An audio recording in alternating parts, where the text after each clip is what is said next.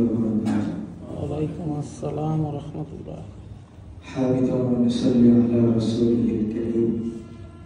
أما بعد. قال تعالى: وإن جاهداك لتشرك بي وإن جاهداك على أن تشرك بي ما ليس لك به علم فلا تطعهما وصاحبهما في الدنيا معروفا. গতকালকে আমরা আলোচনা করেছিলাম যে বাবা মার সাথে হোসনে সুলুক করা, সুন্দরভাবে তাদের সাথে ব্যবহার করা। সূরাতুল লুকমান আয়াত নাম্বার 15।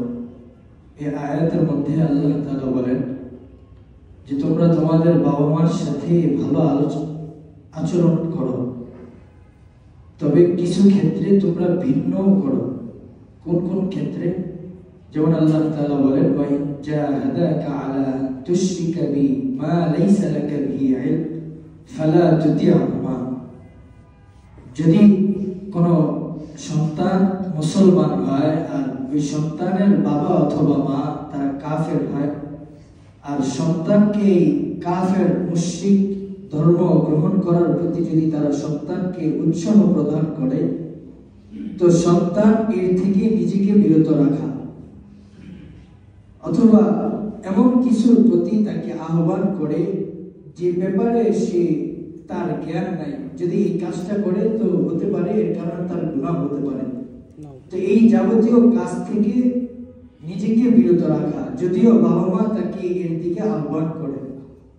আল্লাহ তাআলা সূরাতুল লুকমানে বলেন ওয়া ইন জাহাদাকা আলা আন তুশরিকা বি মা লাইসা লাকা বিহি ইলম ফালা তুতি'হুমা। এই সমস্ত কাজে যদি তোমাদের বাবা মা তোমাদেরকে আহ্বান করে তো তোমরা তাদের ডাকে সাড়া দিও না, তবে ওয়াসাহিবহুমা ফিদ দুনিয়া মা'রুফা।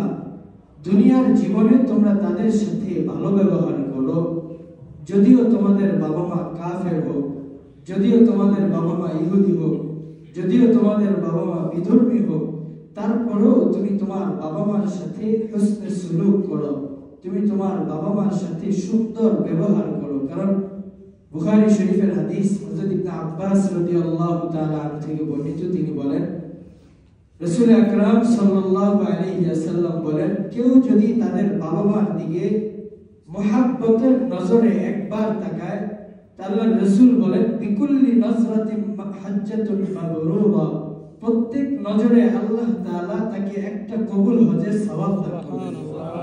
এত বড় নেকি। কেউ যদি বাবা মার খেদমত করে তো বিনিময়ে আল্লাহ তাআলা তাকে জান্নাত দিবেন।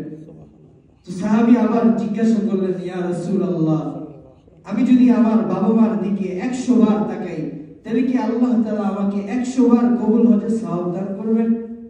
আল্লাহর রাসূল সাল্লাল্লাহু আলাইহি ওয়াসাল্লাম বলেন, কোন ব্যক্তি যদি মুহাব্বতের সাথে তাদের বাবা মার দিকে 100 বারও তাকায় তা আল্লাহ তাআলা তার আমলনামায় 100টা কবুল হজের সওয়াব দান করবেন। সুবহানাল্লাহ। বাবা মা অনেক বড় নিয়ামত।